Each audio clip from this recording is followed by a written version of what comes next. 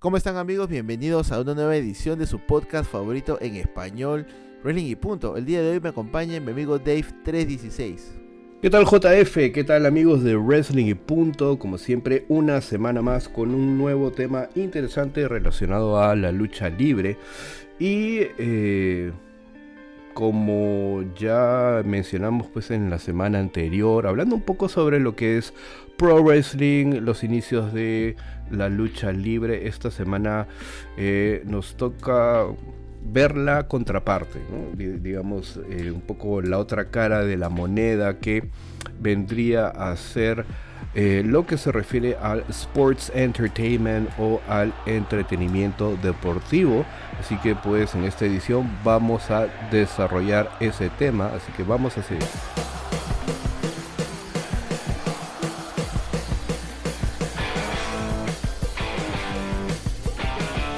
Bueno, Dave, tal como comentamos en el episodio de la semana pasada, Vince McMahon Sr. dirigió su negocio de lucha libre llamado Capital Wrestling Corporation de 1953 a 1982, momento en el que su hijo Vince McMahon Jr. adquirió el negocio a través de su empresa recién formada Titan Sports. La compañía pasó a llamarse World Wrestling Federation o WWF en 1979. Vince Jr. buscó hacer la transición de WWF de su presencia en el noreste a la principal promoción de lucha libre en los Estados Unidos mediante la consolidación de un conjunto fragmentado de territorios con fondos económicos insuficientes. En 1983, Vince McMahon firmó un contrato con USA Network por los derechos de distribución de su producto a nivel nacional y usó dichas ganancias para contratar a luchadores destacados, atrayéndolos con acuerdos salariales más altos. Por otro lado, Ted Turner tuvo una visión similar y comenzó a adquirir muchas promociones del estado central que consolidó bajo las siglas WCW, las cuales significan World Championship Wrestling. Y así inicia, Dave, este camino a lo que conocemos pues como entretenimiento deportivo. Más o menos, Dave, ¿tú qué entiendes por entretenimiento deportivo? Mira, lo que creo es que hay que definir un poco como lo hicimos la semana anterior, ¿no? Hay una transición entre el pro wrestling que se da pues primero, como lo contaste, desde épocas lejanas, ¿no? En la historia, en donde pues se da la competición cuerpo a cuerpo, pasando pues por varias épocas hasta llegar a lo que yo mencioné, que eran estas luchas que se daban en las caravanas o en los circos, y de allí hacer la transición hacia la televisión. Yo creo que el punto o la génesis del inicio ya del sports entertainment, o digamos ciertos flashes de lo que es el entretenimiento deportivo, se da cuando ya la lucha libre pasa a la televisión, ¿no? Porque se convierte primero en un producto ya a gran escala, masivo.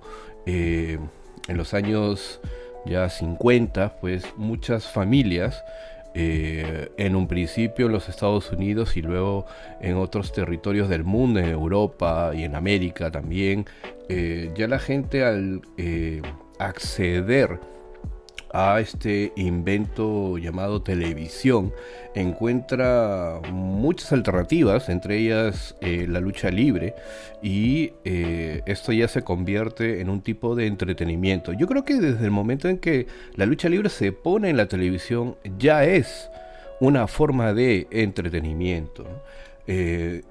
Temprana sí, pero definirlo a lo largo de los años ha sido una tarea, no sé si sencilla, pero es que muchos aducen que el inicio del sports entertainment, el entretenimiento deportivo, se da cuando pasa lo que has contado, ¿no? Vince McMahon compra la compañía a su padre, ¿no? Vince McMahon Sr., y empieza a masificar su producto a lo largo del territorio nacional en los Estados Unidos, con lo que ya mencionaste, contratos de televisión, en este caso pues USA Network, en el año 83, y pero antes de esto, el negocio territorial de la lucha libre en los Estados Unidos también tenía formas de ya entretenimiento, porque el hecho de que Georgia Championship Wrestling o la AWA o la WCCW tuvieran también contratos con televisoras locales, lo hacía territorial obviamente, pero también podía haber este ingrediente, ¿no?, de que el entretenimiento era local, ¿no?, de Texas, de Florida, de la costa oeste de los Estados Unidos, en Los Ángeles, etcétera, de distintos territorios, pero que el campeón, por ejemplo, de NWA, ¿no?, podía pues ir a el territorio de Vince McMahon, New York, New Jersey, y tener una lucha, o tener una lucha con miembros de la organización de Vince McMahon Sr., ¿no? Entonces el intercambio pues, de estos luchadores hacía esto mucho más atractivo, ¿no?, para la televisión y también para las carteleras de lucha que se presentaban, ¿no? Entonces hay varios, no sé, landmarks o hitos que uno podría decir como aquí empieza el entretenimiento deportivo y aquí se deja de lado la lucha libre, ¿no? Pero yo creo que un hito importante es cuando ya la lucha libre pasa a ser un producto televisivo, ¿no? Exactamente. Ya con la masificación pues de la televisión, el producto de la lucha libre empieza a cambiar ciertos aspectos. El entretenimiento deportivo, digamos que es un tipo de espectáculo que presenta un evento aparentemente competitivo o deportivo utilizando un alto nivel de teatro, es decir, música, vestimentas, historias, personajes, etc., con el propósito de entretener a la audiencia. A diferencia de los deportes que se llevan a cabo para la competencia, la deportividad o para el ejercicio físico o la recreación personal, el producto principal del entretenimiento deportivo es la actuación para el beneficio de la audiencia, por lo que nunca se practica en privado. Comúnmente, pero no en todos los casos, los resultados están predeterminados, al igual que el desarrollo de las historias, que muchas veces suelen mezclarse con la realidad. Pero este término de entretenimiento deportivo fue acuñado por el presidente de la WWE, el señor Vince McMahon, durante la década de los 80, exactamente el 10 de febrero de 1989, como un término de marketing para describir a la industria de la lucha libre profesional, principalmente a los auspiciadores que ya miraban de cerca el producto. Sin embargo, el uso del término ya se había dado mucho antes, en febrero de 1935, cuando el editor de deportes del Toronto Star, Lou Marsh, describió a la lucha libre profesional como entretenimiento deportivo. Hay que recordar, Dave, que en 1989, cuando Vince McMahon testifica ante el Senado del estado de Nueva Jersey que la lucha libre no era un deporte competitivo, esta admisión por parte de Vince fue solamente para evitar la interferencia de las comisiones atléticas estatales y para evitar pagar los impuestos que algunos estados imponen sobre los ingresos de los eventos deportivos realizados en el estado, así como para evitar la necesidad de cumplir con el requisito de tener que contratar profesionales médicos permanentes, porque como generalmente era obligatorio para los deportes de contacto legítimos que involucran una posibilidad sustancial de alguna lesión. Bueno, entonces estamos viendo, perdona que te interrumpa, estamos viendo un poco el patrón Acuña, ¿no? Porque Vince McMahon, dando ese testimonio pues ante esta corte en Nueva Jersey, prácticamente lo que hacía era driblear, ¿no?, evitar todo lo que tenga que ver con reglamentación que se tiene que dar en una competencia deportiva y con ciertos pagos, ¿no? Gastos, claro, pagos, gastos extra, inversión extra, ¿no? Como tú lo has mencionado, personal médico, de seguro, pago permanente, pues, un doctor de una permanente, planilla. claro. Exacto. Entonces, prácticamente no, esto no es una competición deportiva, es un tipo de entretenimiento, ¿no? Obviamente que está sujeto y regido a impuestos, pero impuesto como un espectáculo no permanente, ¿no? Entonces, al salirse pues de esta casilla prácticamente pues se evita mucho, primero papeleo engorroso, impuestos, o sea, etcétera, ¿no? Ahorre progreso, Entonces, ahorre progreso. no, pues, pero, o sea, algo que, no sé, o sea, en la educación pasa igual, ¿no? Entonces, ya sabemos, pues, cómo el señor, ¿no? Este personaje que he Siniestro. mencionado, ¿no? Tiene prácticamente, pues, su fortuna, ¿no? Pero bueno. Tiene su Sports Entertainment. Su propio Sports Entertainment. Pero bueno, este testimonio se produjo, como ya lo indicaste, como parte del impulso de WWF, también para, digamos, desregular la lucha libre profesional en Nueva Jersey. Los titulares en los periódicos enojaron mucho a los miembros de la industria de la lucha libre, que habían luchado duro para mantener la ilusión de que la lucha libre es un deporte verdadero, competitivo. Sin embargo, a los fanáticos ciertamente no les importó mucho. En pocas palabras, al clasificar la lucha libre profesional como entretenimiento deportivo, fue para no estar sujeta, como ya lo indicaste, Dave, a una regulación como un deporte directamente competitivo. Hay que precisar que esto del entretenimiento deportivo es una filosofía propia de Vince McMahon. A él se le ocurrió llamar así a la actividad que realiza su empresa, y fue suya la decisión de promocionarla fuertemente en los medios de esa manera. La clave para descifrar la importancia que Vince le da al término es la comparación entre lo que su padre hacía y lo que hace él, tal como lo dijo en el podcast de Stone Cold. Siendo Dave, Vince, un hombre de negocios con una visión distinta, siempre quiso separarse completamente del resto de territorios de wrestling activos en los años 80, ofreciendo algo distinto, tan distinto que pasaría a convertirse en otro tipo de producto.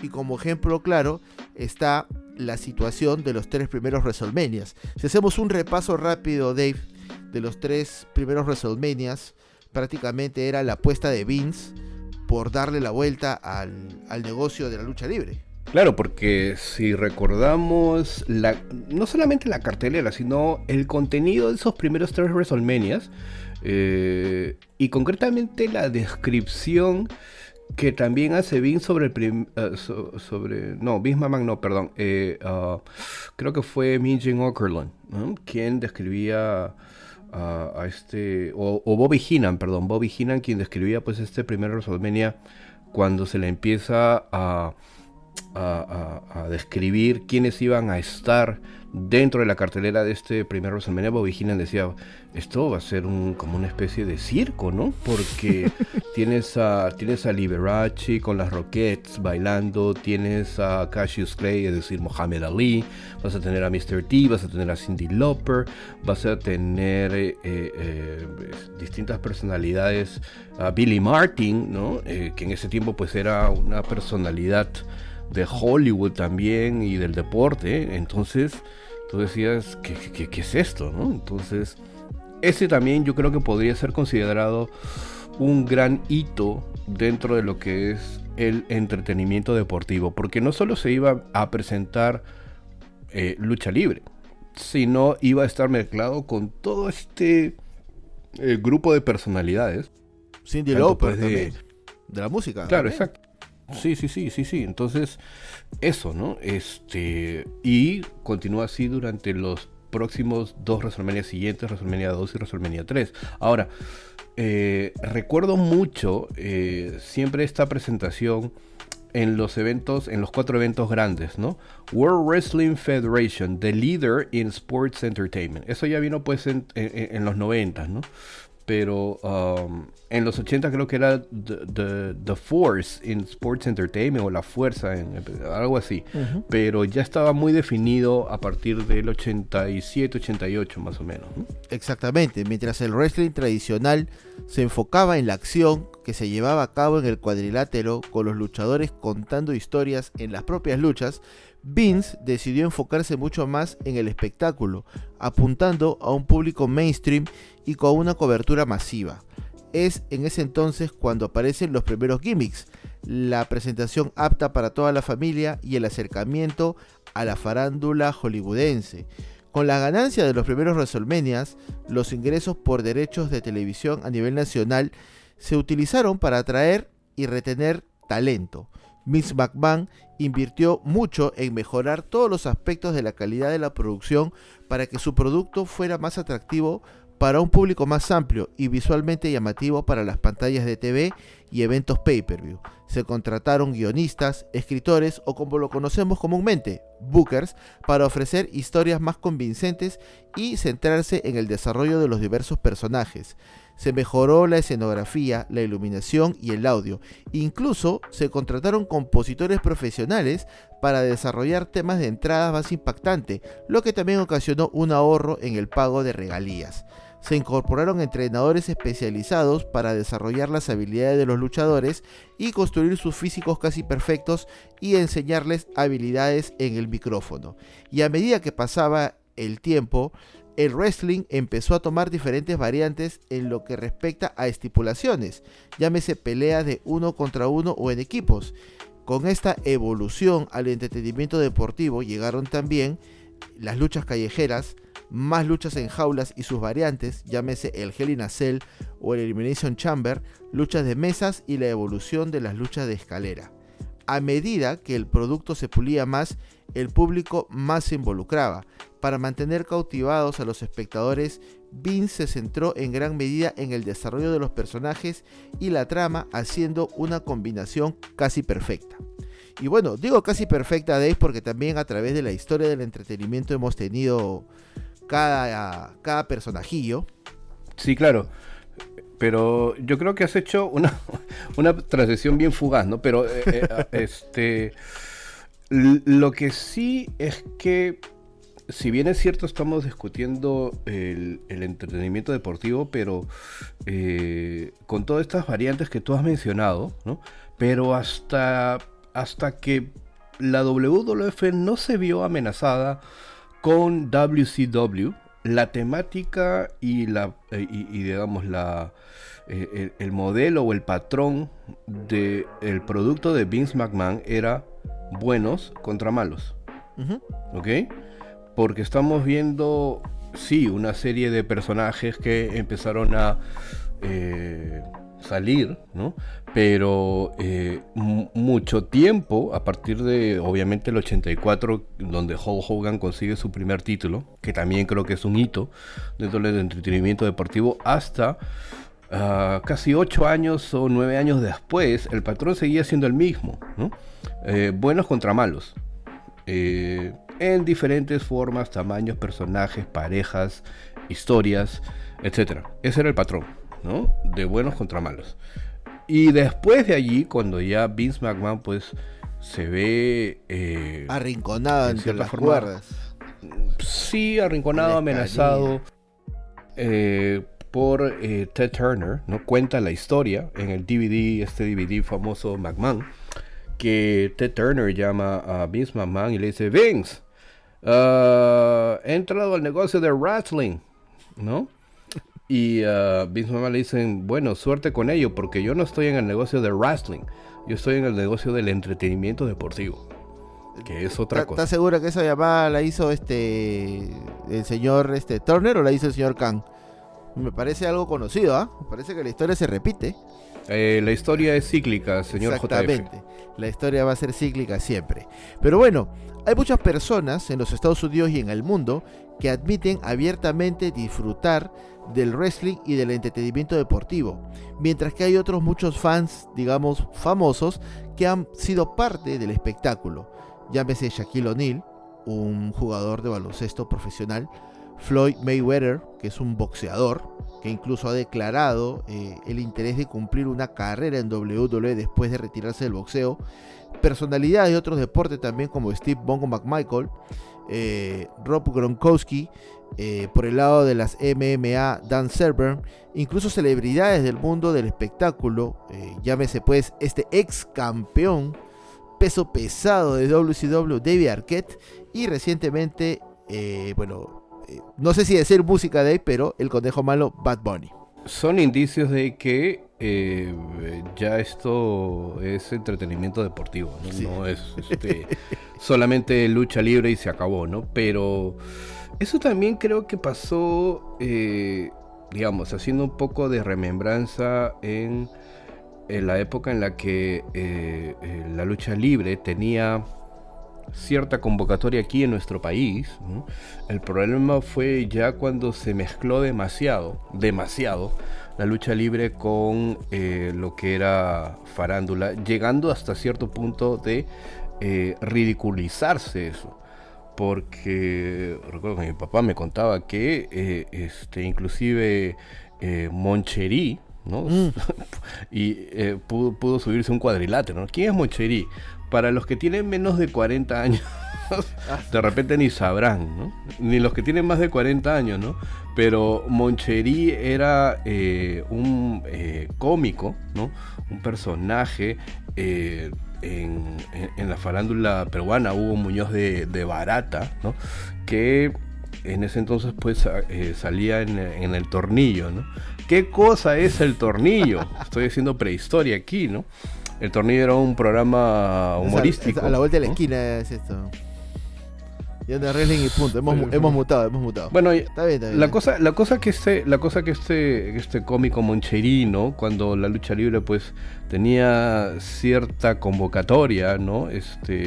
Subió a un cuadrilátero, ¿no? Entonces ya eso escapaba de todo tipo de seriedad, digámoslo así, ¿no?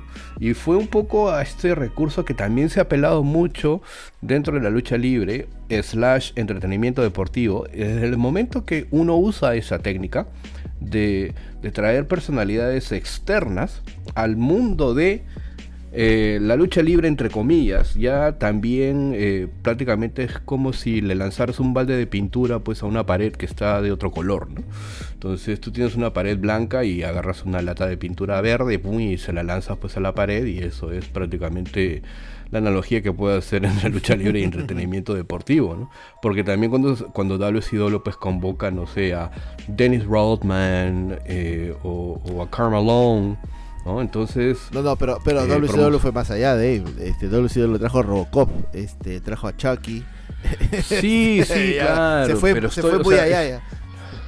Sí, pero o sea, entiende que, bueno, y la W también, pues, en los ejemplos que has mencionado, ¿no? Shaquille O'Neal, ¿no? Bud Bunny, los Muppets, no sé, ¿no? Pee Wee Herman, no sé. Entonces, a partir de que tú empiezas a hacer eso, ya, pues, ¿no? Entonces es esa fórmula, ¿no? La fórmula ganadora. Hay que ir un poquito atrás, digamos. En algún momento en la historia del wrestling se pensó en hacer shows más allá de los combates. Ejemplos claros: cuando Bruno Sammartino tomaba el micrófono para decir que se sentía orgulloso de representar a la comunidad italiana residente en Nueva York, había algo de espectáculo ahí, es decir, algo de entretenimiento deportivo, y es posible encontrar más ejemplos si revisamos más aquellos shows. Lo que hizo Vince cuando compró la empresa a su padre fue llevar las cosas al siguiente nivel, estableciendo nuevas prioridades. Por eso era necesario colocar en las posiciones principales del roster a las personalidades que visualmente podrían llamar la atención, que en su mayoría venían asociadas a físicos impresionantes. De ahí la noción actual que se tiene de Vince como alguien que cree que le gustan los tipos grandes, que destaquen fácilmente a primera vista.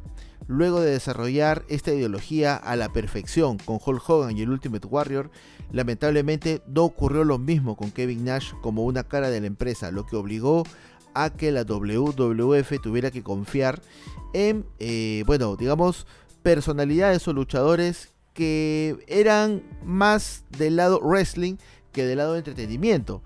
Llámese Bret Hart o por ejemplo Shawn Michaels, que Shawn Michaels podría ser pues un caso 50 y 50, quienes no encajaban en el modelo seguido hasta ese entonces, debido a que también hay que recordar, Dave, como ya lo habías comentado, que WCW empezó a comprar luchadores a más no poder y se llevaba pues a los bravos de WWF. Incluso no sé si te acordarás, Dave, aquel eslogan de WCW, ¿no?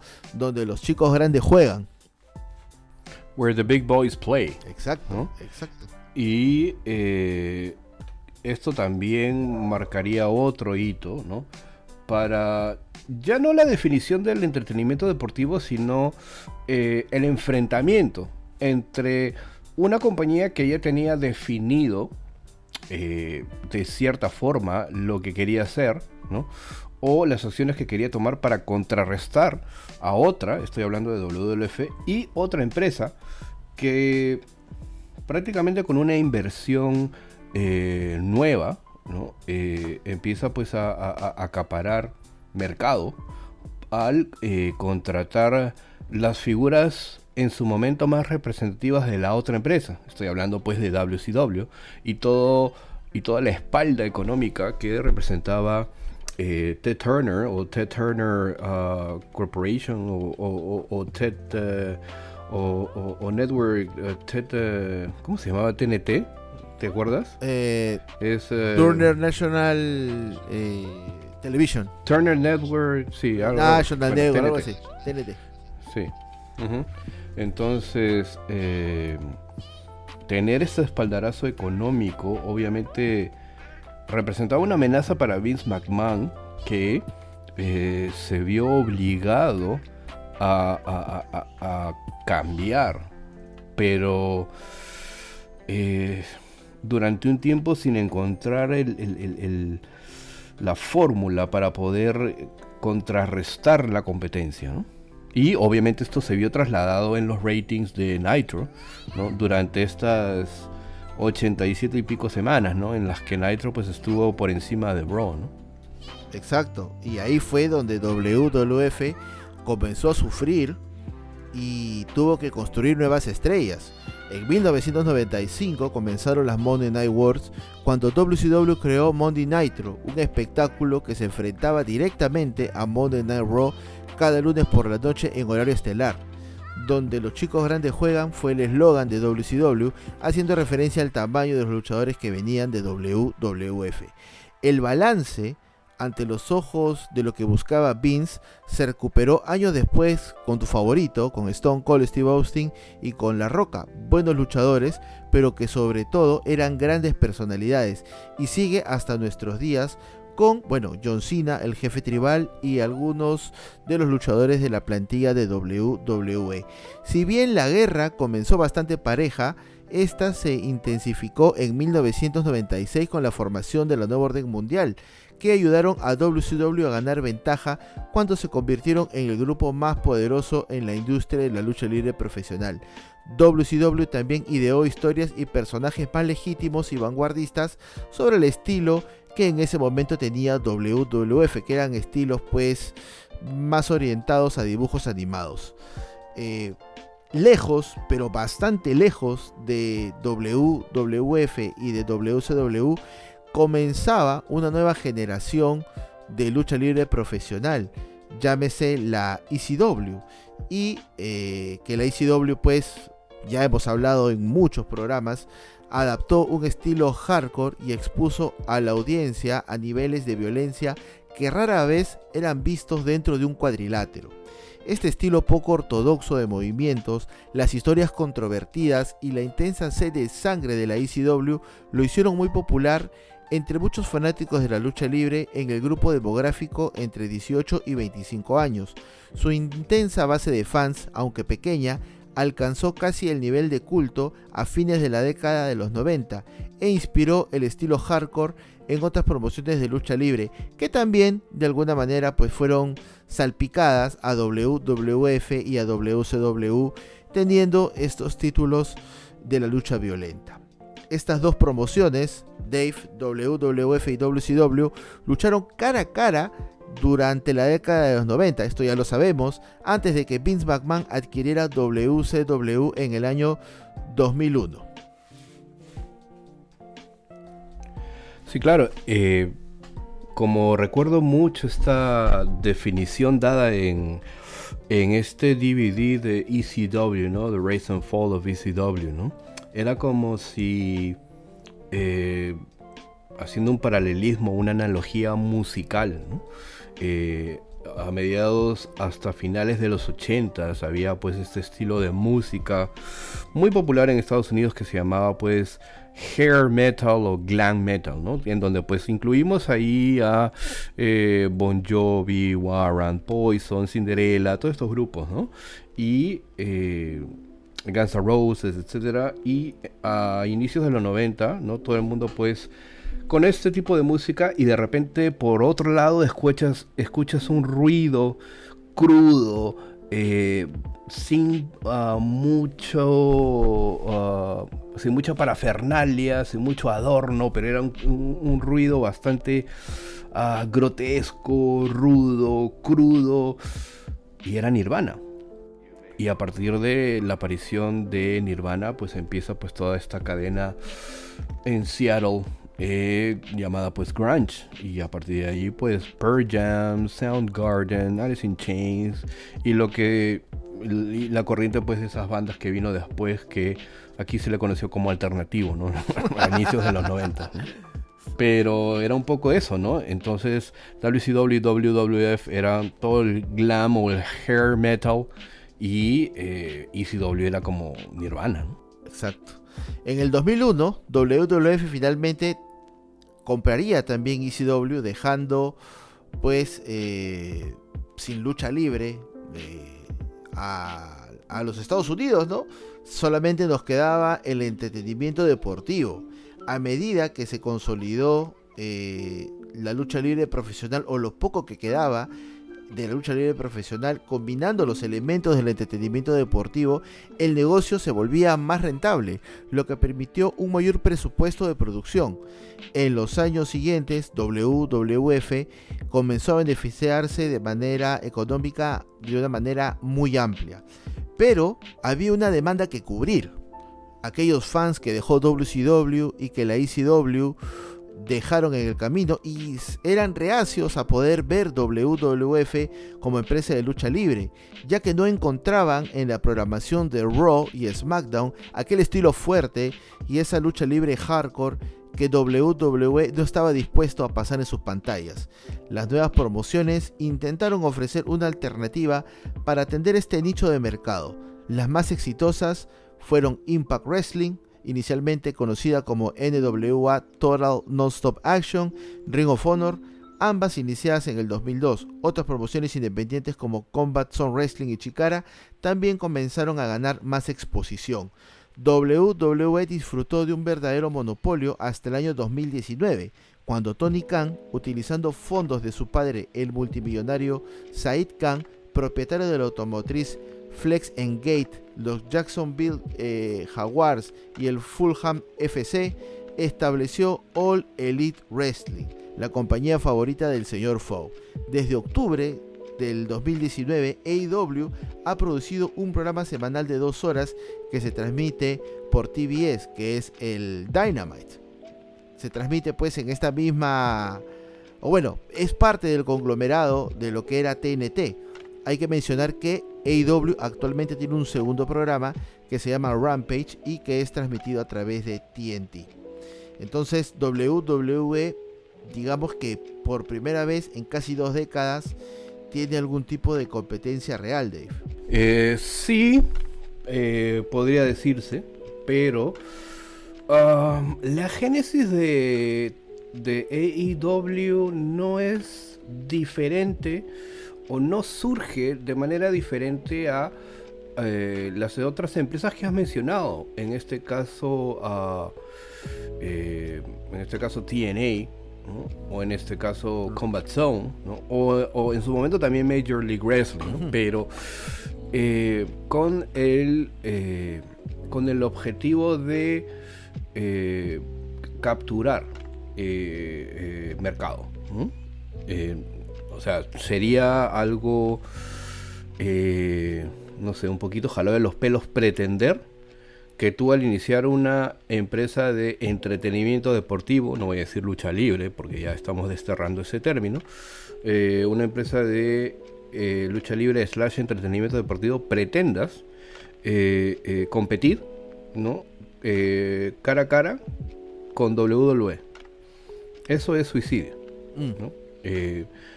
Porque primero no puedes competir. Mira, otra cosa que también es un caso de estudio también, porque lo que dijo Vince cuando estaba compitiendo con Ted Turner y con WCW es que era un gigante y un conglomerado de las comunicaciones, Y cuando tienes un gigante así, tú no puedes ir a competir cara a cara con ese gigante. No lo puedes hacer. Tienes que sistemáticamente mejorar tu producto o ver cuáles son los puntos fuertes de tu producto y a partir de allí mejorarlo, tener elementos nuevos y creativos que adicionar a tu producto para recién competir. Y es lo que hizo Vince, darle la vuelta con la era actitud y con la incorporación de talento nuevo de manera progresiva, incorporar elementos de ECW, que eso también se lo recriminó Paul Heyman, y a la larga poco a poco, ¿no? En el lapso de vamos a decir 2 años y medio a 3 años, ¿no? Vince tumba a WCW y otros factores también que se dieron para que se le alineen los astros y pueda comprar su competencia, ¿no? Pero de buenas a primeras tú no puedes apostar todo, ¿no? a un producto para competir con el tiburón o el pez más grande. Eso, no sé, en el área de negocios creo que no se ha visto, ¿no? O sea, y eso creo que lo he mencionado antes. Cuando uno empieza un emprendimiento, de la noche a la mañana no vas a tener el éxito. Míranos a nosotros, ¿no? Tenemos 3 años. Gracias. Pero no, a lo que voy es que si AEW quiere representar competencia real para WWE, está bien lejos de poder hacerlo. Yo soy un consumidor no constante, pero soy un consumidor digamos de ocasional de AEW. No es que lo siga, lo he seguido porque hasta ahora no encuentro un atractivo en el producto. Y es porque de repente no soy parte del público objetivo. De hecho que no lo soy, ¿no? Porque si estamos hablando de una demografía de público masculino de entre 18 a 50 años, o sea, de repente pues no hay mucho, ¿no? O de repente sí, no lo sé, pero o sea, ya el hecho de que no eres parte de un público objetivo para ese producto te resta mucho, ¿no? Entonces, a mí la verdad es que no, o sea, veo, sí, ocasionalmente AEW, pero o sea, no hay un elemento por el que tenga que engancharme semana a semana, ¿entiendes? Uh-huh. Y el hecho de que yo diga que AEW no representa una competencia todavía para WWE no está, o sea, porque ya lo hemos discutido también. Hay cosas que está haciendo AEW que es repetir un poco lo de WCW, ¿no? O sea, no hay una fórmula para el éxito, pero sí una fórmula para el fracaso. Exacto. Ahora, para poder competir con el pez grande, entiendo que AEW tendría que ser entretenimiento deportivo también, o digamos, ¿crees tú que con la acción en el ring basta para poder llegar a ser una competencia? Es que definirse como wrestling solamente, o pro wrestling, o lucha libre solamente, vas a tener un público o un público objetivo limitado, ¿no? Para ese caso, pues mira Impact o mira Chikara o no sé, ¿no? Claro. O mira otras promociones, ¿no?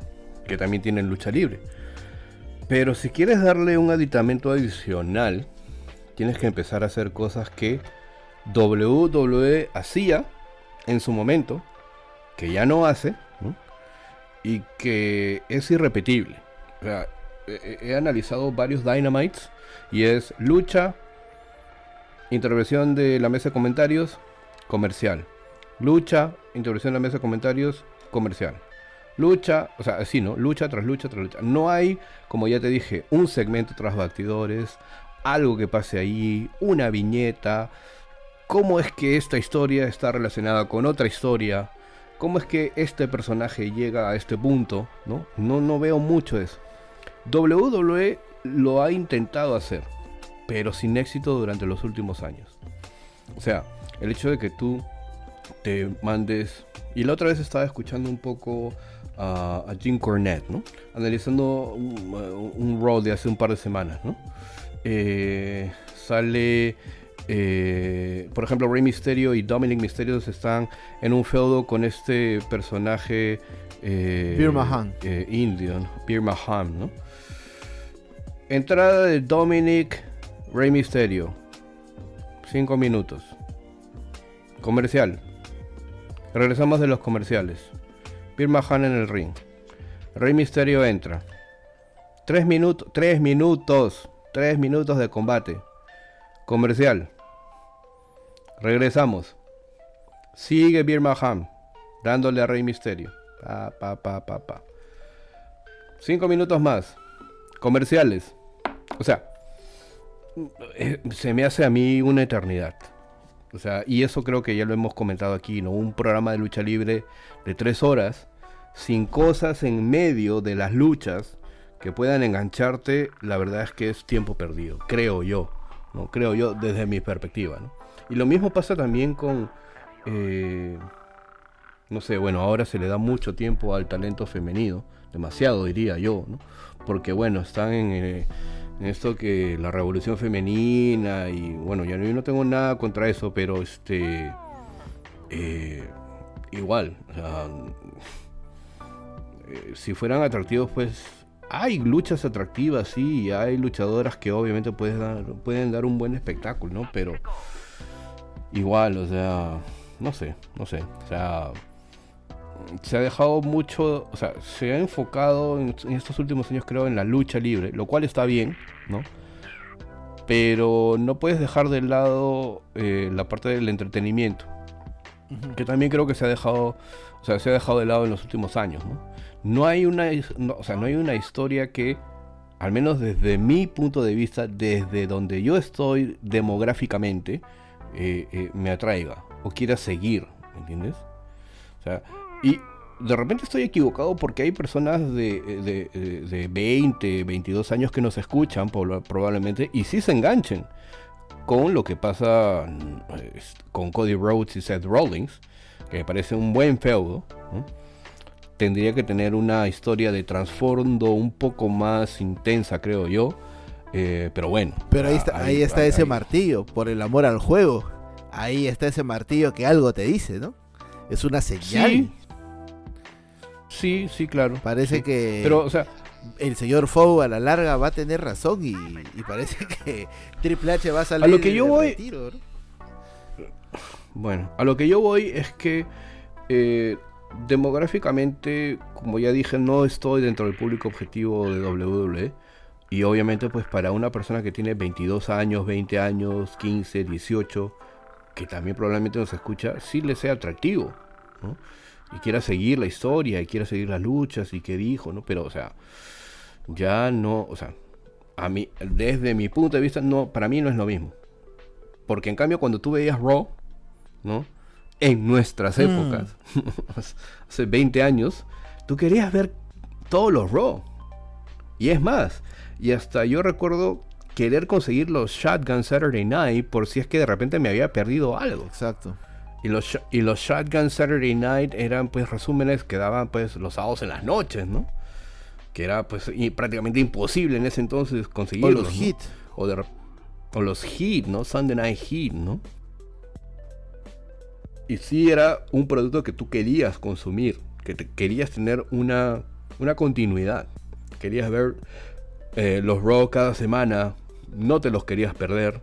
No te querías perder ni un segmento, qué pasó aquí, acá, por qué, ¿no? Entonces, no hay una concatenación con eso ahora. Incluso no nos bastaba la edición internacional de 1 hora. Queríamos más para saber qué pasaba. También. Sí, porque yo recuerdo, claro, o sea, cuando Hugo y Carlos estaban pues en esta edición internacional que se nos pasaba, que era de 1 hora, y decía, pero acá porque hay un corte, hueco, claro, ¿no? Hay un hueco acá pasa algo. Hay un vacío aquí, ¿no? O sea, pasó algo y querías conseguir el programa, yo al menos quería conseguir el programa real en inglés, el de las 2 horas, ¿no? Para ver qué pasó ahí, ¿no? Exacto. Entonces, eso. Claro.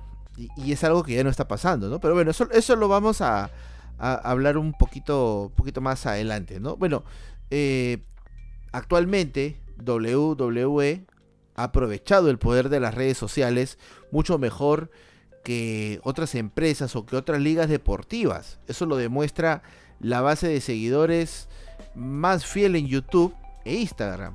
En YouTube, WWE tiene 73.7 millones de suscriptores y en Instagram tiene 23.4 millones. O sea, imagínate tener esta cantidad de gente que sigue tus redes y tus movimientos en lo que es internet. Ahora, es importante también mencionar, Dave, que el entretenimiento deportivo dentro de la lucha libre profesional está presente en cada empresa de wrestling que existe en el globo, a pesar de que muchos se rasgan las vestiduras y muchos otros se preguntan, ¿a dónde se ha ido el wrestling? ¿Dónde está la lucha libre? Hay una campaña implícita dentro de Ring of Honor cuando existía, de Impact y de AEW en los Estados Unidos, dejando de lado el entretenimiento para darle una prioridad mayor a la acción dentro del cuadrilátero.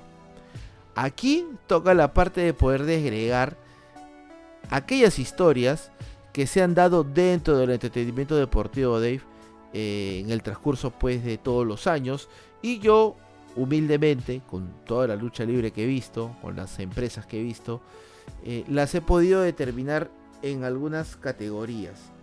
Por ejemplo, eventos que tienen que ver con la realidad. Pero a ver, disculpa JF, esto es un trabajo de investigación. Así es, señor. Realizada por parte suya. Sí, señor. O hay que hay que acudir a ver si es que de repente hay algún plagio por señor. aquí, ¿no?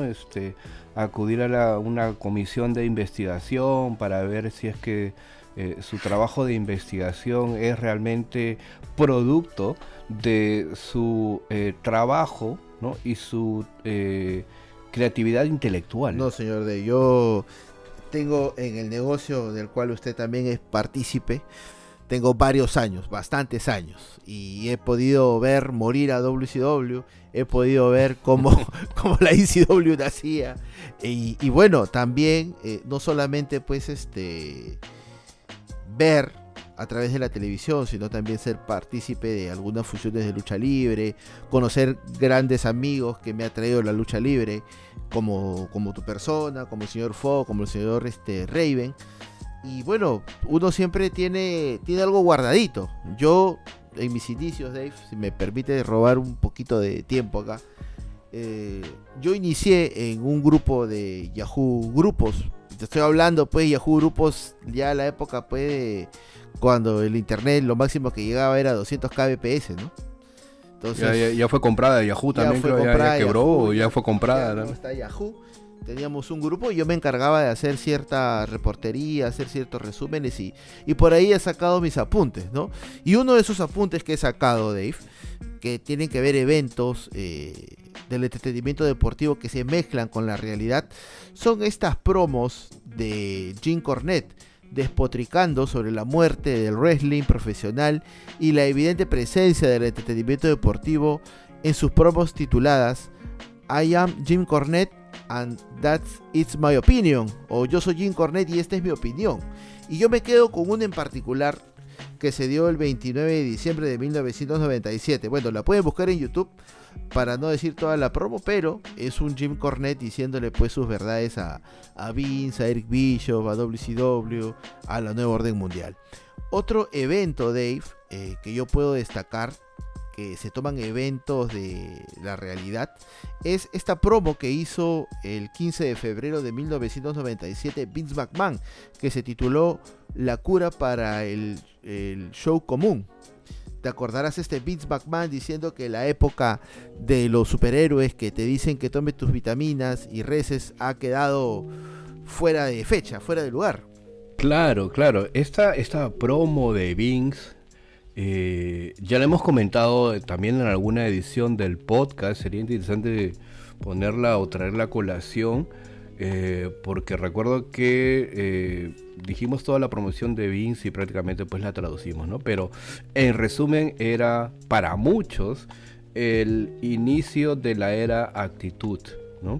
Y que, bueno, Vince McMahon decía en esta promo, ustedes como espectadores están cansados de que se les insulte el intelecto, haciéndoles creer que esto se trata de chicos buenos contra chicos malos. Yo creo que esta época en la que, bueno, ya mencionaste, tomar tus vitaminas, decir tus oraciones, etcétera, bueno, es cosa del pasado, ¿no? Y nosotros lo que vamos a hacer aquí es enfocarnos en la palabra entretenimiento, ya que obviamente lo que va a mostrar nuestro producto es un poco de todo, ¿no? Un poco de este drama que hay en las telenovelas, ¿no? Como The Days of Our Lives, un poco de Jerry Springer, ¿no? Traído de reality, un poco de los videoclips de música, un poco de Los Simpsons, un poco de Seinfeld. Entonces prácticamente era Vince McMahon diciéndole a su audiencia: a partir de aquí nuestro producto o WWF es esto, ¿no? Y lo que dijo son elementos de la realidad, o sea, tal cual. Él construyó con ayuda de Hulk Hogan pues la Hulkamania, y también el 15 de febrero de 1997 dijo: la Hulkamania pues ya pasó de moda, ¿no? Next. Ahora, otro elemento así actual nomás, que se mezcla la realidad como parte principal, es MJF y toda esta frustración que tiene con AEW. Has visto la promo, te la he pasado. Ya me has dado tu opinión, claro, que es una muy buena promo. No sabemos si es un shoot, no sabemos si es un work, pero yo no sé dónde está MJF. Yo creo que están desaprovechando un tiempo fundamental. Las redes no hablan de MJF. Han pasado tantas cosas lamentables en todo este tiempo. Lo de Jeff Hardy, ahorita acá ha salido lo de Vince, que ya nadie habla de MJF. ¿Dónde crees que está MJF, Dave? ¿Escondido en algún lugar? Pero es que escuchando el podcast quizás. A ver, por ahí, ¿no? Si sabe español, sabe por español. Ahí que sí, pero lo que pasa es que ¿hasta cuándo se supone tiene el contrato? Hasta el 1 de enero del 2024. Ya. Hemos comentado aquí la opinión de Paul Heyman, ¿no? Y Paul Heyman ha dicho y ha sido muy claro: eventualmente MJF terminará en WWE, es decir, va a terminar yendo a WWE. Lo que sí debería ser algo que MJF deba planear es que cuando llegue ese momento, MJF debe seguir en el pico, ¿no?, de lo que está haciendo. Mira, MJF me parece tremendo personaje, tremendo rudo. O sea, me hace recordar mucho a Piper. Piper en su prime. Y eso ya es decir bastante. O sea, un tremendo rudo que tú apenas lo ves, ¿no? El tipo, pues, o sea, te cae mal, o de repente su ego, ¿no? Ocupa mucho la pantalla de televisión, ¿no? Y eso se ve pues a leguas. Entonces me parece un tremendo personaje, tremendo rudo. Y sí, eventualmente tendría que terminar en WWE, ¿no? Pero ahora, en el punto en el que estamos, si es que esto es realmente algo, o sea, sincero, ¿no? Y realmente pues siente esta molestia con AEW y no lo has visto no lo has visto en redes, no lo has visto en Dynamite, no lo has visto en no lo mencionan, Rampage, no lo mencionan, lo han sacado de los comerciales, de todo. Ya, entonces, y después de aquí, y después de un tiempo vuelve a aparecer, no es real, o sea, ha sido trabajado, es un work, ¿no? Es un work. Y bien, ¿no? Porque si, mira, lo de Sasha Banks y Naomi, ¿es un work esto? ¿Lo de Sasha Banks y Naomi? No es un work. Porque a ellos sí las han quitado de la página de merchandising, no aparecen, han sido sancionadas, ambas están calladas, ¿no? Porque yo creo que obviamente el hecho de que llegues, tires los títulos y ya, ¿no? Entonces te vas y no estás contenta con el buqueo y eso es lo que ha trascendido. Ya, o sea, no creo que sea un work, ¿no? Pero lo de MJF viene después de lo de Naomi, Sasha Banks, ¿no? Ya como que te da cierta suspicacia también, ¿no? Si es que MJF vuelve a aparecer en AEW, o sea, obviamente pues también con esta actitud transgresora, malcriada, etcétera, ¿no? Contra Tony Khan, bla, ya eso no es no es real, pues no es un shoot, es un work. Hay que saberlo llevar de manera adecuada. Pero bueno, ya sí, claro. Esa es conversación ya de otro tema de podcast. Pero bueno, amistades destruidas. Becky Lynch, Charlotte Flair, Johnny Gargano y Tommaso Ciampa en NXT, Triple H y Shawn Michaels. Estas historias donde empezamos bien como Pinky Friends y nos terminamos madreando. ¿Alguna otra que recuerdes, Dave, de amistades destruidas? ¿En la vida real? Qué malo. Gracias, Dave. No, pues, no, pero es que... La lucha libre, Dave. No, es que lo que pasa es que... Voy a enviar un correo, un ratito. No, lo que pasa es que en la lucha libre tú no tienes amigos. O sea, a ver, en síntesis de muchas personalidades en la lucha libre, muchos te van a decir, son contados con las manos. O sea, porque la industria es así, ¿no? No tienes amigos verdaderos, ¿no? Y si los tienes es uno o dos que siempre van a estar allí, y, o sea, porque o sea, no es una cuestión de que tú tengas un Pinky o dos Pinky Friends y están contigo toda la carrera. Es muy difícil, ¿no? No lo sé, caso Triple H y Shawn, ¿no? O Triple H Lita y Trish. Sí, Lita y Trish. Entonces es muy raro, ¿no? Pero bueno, sí, enemistades pues dentro de la lucha libre sí han habido varios, ¿no? Claro.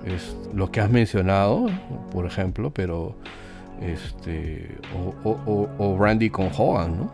Randy Savage y Hogan en su momento también se apoyaban mutuamente, pero a partir de que ya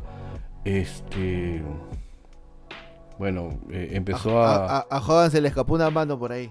Casual. Eso fue en el kayfabe, ¿no? Pero hablo de la convivencia entre esos dos matrimonios, ¿no? Entre Terry y su esposa Linda y Macho Man con Elizabeth, entonces ya como que ya era algo incontrolable a veces, ¿no? Sí, claro. Elementos románticos. Macho Man regresa con Miss Elizabeth, la relación entre Tess y Stephanie McMahon. Y bueno, esta pareja dispareja, ¿no? Entre Mae Young y Mark Henry, que también Ay, qué romántico que eres. Se va más al lado cómico y para adultos, ¿no? O sea, sí, lo que pasa es que, claro, estos elementos románticos, como tú mencionas, dentro de la lucha libre siempre se han dado, ¿no? Pero al menos este regreso de Macho Man con Miss Elizabeth, sí recuerdo en WrestleMania 7, me acuerdo. Todos lloramos. Sí. Yo tenía, ahí tenía 12, 11 años y ahí era como que, y siempre antes había visto pues a Macho Man con Elizabeth y me perdí la época en la que Savage se volvió heel, ¿no? Y no sabía por qué estaban separados, ¿no? Entonces, ese lazo me lo perdí. Pero yo cuando, vi un poco de este Macho King Savage, ¿no? En el 91, y de ahí ya no vi más.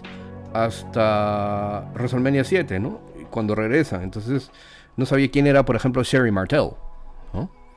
¿Quién es esta señora, ¿no? Entonces, ya, bueno, vi eso y alucinante, ¿no? Alucinante. Claro. Ahora, elementos del odio también. Shawn Michaels y Bret Hart, hasta llegar al el robo de Montreal, digamos. Ah, no, eso sí, eso sí ha sido, eso es cierto. Se lo Lo que pasa es que Shawn también era una persona muy difícil para trabajar en su momento. Ese Shawn, de aquellos años. Ese Shawn, claro, ese Shawn Michaels era muy difícil para trabajar en ese momento. Desde que se paró, o sea, prácticamente desde que ya obtiene el título intercontinental y poco a poco pues ya el click se establece más, ¿no? Sí, Shawn ya era muy, muy, muy complicado para trabajar y esto obviamente en muchos aspectos frustraba a Bret. Porque cuando Bret consigue el título en el 92 de Ric Flair, la agenda era ir con Bret. Y obviamente Bret quería no solamente pues obviamente mantener el título, sino tener elementos o talento para poder trabajar. Y si te das cuenta, cuando Bret es campeón, prácticamente con los únicos con los que trabaja es con los miembros del Clique. Llámese Diesel, llámese Razor Ramón, llámese con 1, 2, 3 Kid, tuvo una tremenda lucha en Raw en el año 95, si mal no recuerdo. Y el único con el que Bret del Clique, que para Bret era muy difícil trabajar, era Shawn. No hizo click, ¿no? Con Shawn. Ok, entonces... Entonces, cuando llega la lucha de WrestleMania 12, lo que le plantean a Bret era eso, ¿no? O sea, ok, tú dejas el título a Shawn lo va a tener por un tiempo y luego va a regresar a ti, que era la idea para WrestleMania 13, pero no se da. Exacto. Otros que también se han odiado pues hasta el último día, que han estado juntos, han sido Ric Flair y Eric Bischoff, que también sacaron una historia combinado pues que con elementos de la realidad. Triángulos amorosos, Dave, Tommy Dreamer, Raven y Beulah en ECW, Edge, Lita y Matt Hardy, ¿no? Esto que también pasó a otro level ya, ¿no? Sí, claro, recuerda este Bite This, ¿no? Con Lita. Sí, a Lita le dijeron la vida. Y Matt Hardy diciéndole Amy y tu enamorado Adam. No, ya, esto ya. Dios mío. El bien contra el mal. El camino de Sting para derrotar a la nueva orden mundial de Hogan. Daniel Bryan y su camino hacia WrestleMania 30 versus la autoridad. Luego también elementos de humor. Historia de, por ejemplo, el hijo ilegítimo del señor McMahon. R-Truth y pues el campeonato 24/7 y todas las ocurrencias que ha tenido a lo largo de los años R-Truth, como por ejemplo en el Royal Rumble, no sé si te acordarás, ¿no? R-Truth es un personaje que se nos ha pasado en este programa que tuvimos hace 2 ediciones, ¿no? En los momentos más graciosos, ¿no? Yo mencioné a Santino Marella, pero se me había ido completamente R-Truth, que también este personaje de despistado que obviamente cae en la comicidad, ¿no? En la hilaridad, porque tú dices, ok, estamos aquí en WrestleMania o en SummerSlam, o no recuerdo qué evento dijo, pero estábamos en el Royal Rumble, ¿no? Era como que... No, y en un Royal Rumble entra, saca una escalera debajo del ring, sube y hace como que va a bajar el maletín del Money in the Bank, ¿no? O sea, o cuando se incluye en el Royal Rumble y se entera que Brock va a estar y luego se saca del Royal Rumble, ¿no? Claro. Yo creo que hablar de R-Truth es un show completo, creo que por eso se nos ha pasado. Pero bueno, empleados rebeldes, Stone Cold contra Vince McMahon, historia clásica, historia que pegó inmediatamente. Bueno, hablar de el mejor ángulo, la mejor historia de todos los tiempos en el entretenimiento deportivo, punto. Y una historia bastante simple de seguir, ¿no? El jefe tirano abusando de los empleados, ¿no? Cosa que pasa en el ring y pasa en la vida también. Elementos deportivos, Dave, el streak de Goldberg, esta racha imbatible, super inflada, la trilogía que tuvieron Stone Cold y La Roca, donde La Roca no pudo derrotar las 2 primeras veces a Stone Cold y en el tercer acto se llevó la victoria en aquel WrestleMania 19. Elementos familiares dentro de las historias sobre entretenimiento deportivo que podría ser Eddie Guerrero, Rey Mysterio y Dominic, Raven involucrando a la familia de The Satman, o esta historia también de la familia Rhodes contra The Shield. Elementos sobrenaturales también, porque si hablamos de entretenimiento pues estamos hablando de también cosas que son sobrenaturales. Llámese esta demostración de poder entre Kane y el Undertaker, no sé si te acordarás, antes de WrestleMania 14. Bueno, elementos sobrenaturales, Papá Shango y el Ultimate Warrior, Broken Matt Hardy en Impact Wrestling, y bueno, elementos también de superación, Dave, como por ejemplo Zack Gowen y su deseo de ser luchador profesional, Eugene y el sueño de luchar en WWE, y Eddie Guerrero y su camino de redención al título de la WWE. Bueno, obviamente estás hablando de... Mira, esto de Zack Gowen, la verdad es que... Se te había pasado, se te había olvidado. No se me había olvidado, pero en su momento creí que era un ángulo un poquito sensible, creo yo, ¿no? Para, no sé, los ataques de Brock Lesnar a Zack Gowen ya me parecieron un poquito... muy crudos. Un poquito crudos, ¿no? Un poquito extremos, ¿no? Bastante crudos, Dave, bastante crudos. Sí, claro. Lanzarlos por la escalera, ¿no? Desde la silla de ruedas. Ahora, la pregunta del millón, ¿no? ¿Es necesario para las compañías de wrestling, para que puedan sobrevivir, tener elementos del entretenimiento deportivo en sus shows? Yo creo que sí, porque sería muy aburrido ver solamente dos luchadores pelear. Siempre tiene que haber algo, tiene que haber un motivo para la lucha, desde mi punto de vista. Sí, es que de por sí el hecho de que tú tengas... Mira, la lucha puede ser muy buena. El despliegue de los luchadores dentro del cuadrilátero también, y eso también atrae mucho, porque, mira, nos hemos entretenido mucho con luchas en las cuales a la vez se cuenta una historia, ¿no? Las caídas falsas, el despliegue, no solamente dentro, fuera del cuadrilátero, elementos, etcétera. Pero sí, como tú dices, el hecho de que hay una razón por la cual, ¿no?, este villano o este bueno o estos dos buenos se tengan que sacar el ancho es determinante para que yo compre, ¿no?, la lucha o compre el enfrentamiento. Y eso también se tiene que dar en todos los niveles. Entonces estamos hablando de que sí, o sea, y ya lo mencioné, ¿no? El hecho de que en AEW haya lucha, entrevista, comercial, lucha, entrevista, comercial, lucha, segmento por ahí, ¿no? Entrevista tras bastidores por ahí, ¿no? Pero nada más, ¿me entiendes? Entonces no hay un elemento adicional, ¿no?, por la cual uno tenga que engancharse con un personaje o con una historia, ¿no? Y sí, o sea, el entretenimiento tiene que estar detrás, ¿no? Y no sé, pues el entretenimiento puede estar simbolizado por, no sé, un arm wrestling contest o un segmento o algo, ¿no? El desarrollo de un personaje, de un luchador, ¿no? Pero sí, creo que debe de haber un adicional ahí, ¿no? Y obviamente esto hace que muchos luchadores tengan que tener ciertas dotes de histrionismo, ¿no?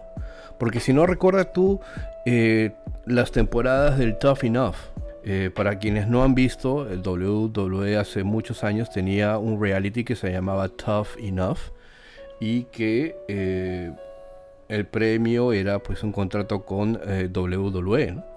Pero a lo largo de este reality habían varias pruebas, ¿no? Y muchas de estas pruebas eran hacer cosas pues un poco salidas del espectro de la lucha libre, ¿no? Recuerdo uno que era pues seducir a Mae Young, por ejemplo, ¿no? O no sé, ¿no?